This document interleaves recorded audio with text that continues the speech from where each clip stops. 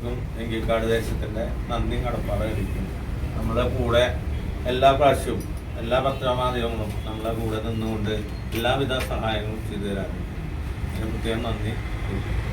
ബുധനാഴ്ച മുതൽ പ്രോഗ്രാമുകൾ ആരംഭിക്കുന്നതാണ്. ഉത്രാളിക്കാവ് ക്ഷേത്ര പരിപാടി ശനി ഞായർ തിങ്കൾ ദിവസങ്ങളിൽ ഉത്രാളിക്കാവ് ക്ഷേത്ര സന്നിധിയിൽ രാവിലെ 7 മണി മുതൽ 10 മണി വരെ കലാപരിപാടി ഉണ്ടായിരിക്കുന്നു. ക്ഷേത്രത്തിനോട് സമീപമായി പ്രത്യേകം സജ്ജീകരിച്ച വേദിയിൽ വെച്ച് അവിടെ പ്രോഗ്രാമുകൾ ദേശം ഈ പ്രാവശ്യം തീരുമാനിച്ചിട്ടുണ്ട്. പത്രദൃശ്യ മാധ്യമങ്ങളാണ്, അതുപോലെ തന്നെ റീൽസിൻ്റെ പുതിയ പ്രമോദ് അവരൊക്കെയാണ് ഉത്രാളിക്കാവിനെ ഇത്രയകം പ്രശസ്തി ആർജിച്ചുകൊണ്ടിരിക്കുന്നത്. നാടിൻ്റെ പുരോഗതിക്കും അതുപോലെ സാംസ്കാരിക കൂട്ടായ്മയ്ക്കും പത്രധർമ്മം ചെയ്തു തരുന്ന പ്രവൃത്തിയെ എങ്കക്കാട് ദേശം ആദരിക്കുന്നു, ബഹുമാനിക്കുന്നു. പൂരം അതിഗംഭീരമാക്കാനുള്ള ശ്രമത്തിലാണ് തട്ടക ദേശക്കാരും ഒപ്പം ഭാരവാഹികളും. സൗഹൃദങ്ങളുടെ മറ്റൊരു പൂരം 3 ദേശ ആദരിക്കാണ് വെടിക്കെട്ട് നടത്താൻ തീരുമാനിച്ചിരിക്കുന്നത്.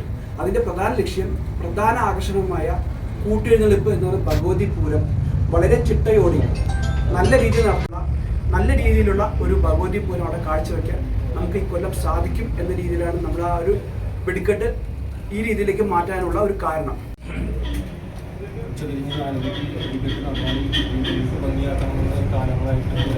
ആവശ്യമില്ല. അതാണ് ഇപ്രാവശ്യത്തെ ഒരു പ്രത്യേകത. രണ്ടാമത്തെ ഏറ്റവും വലിയ പ്രത്യേകത ഉത്സവരാഗം എന്ന് പറഞ്ഞാൽ ദേശം മൊത്തം വലിയ ആഘോഷ ലഹരിയിലായിട്ടുള്ള പരിപാടികളുണ്ട്.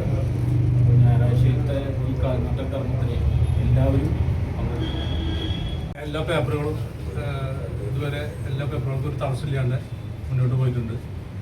ഇപ്പോൾ ഇനി കളക്ടറേറ്റിലേക്ക് എത്തിക്കഴിഞ്ഞാൽ അതിൻ്റെ തീരുമാനങ്ങൾ ADM ആണ് എടുക്കേണ്ടത്.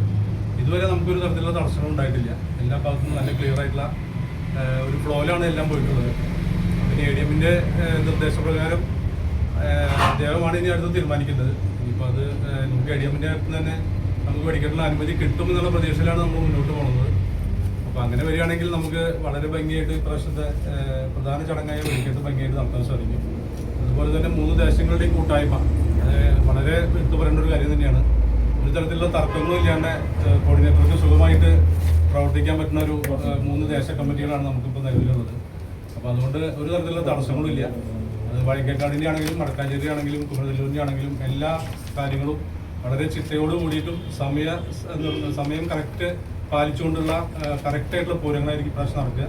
അപ്പോൾ അതിന് 3 ദേശങ്ങളിലെ സഹകരണം വളരെ അധികമുണ്ട്. പിന്നെ പ്രത്യേകിച്ച് നേരത്തെ പറഞ്ഞ പോലെ തന്നെ പത്രമാധ്യമ പ്രവർത്തകരുടെ നിങ്ങളുടെ ഒരു പ്രത്യേക സാന്നിധ്യം ഉള്ളതുകൊണ്ട് പൂരത്തിൻ്റെ ചടങ്ങുകൾക്ക് യാതൊരു തടസ്സമില്ലാണ്ട് മുന്നോട്ട് പോകാൻ സാധിക്കും.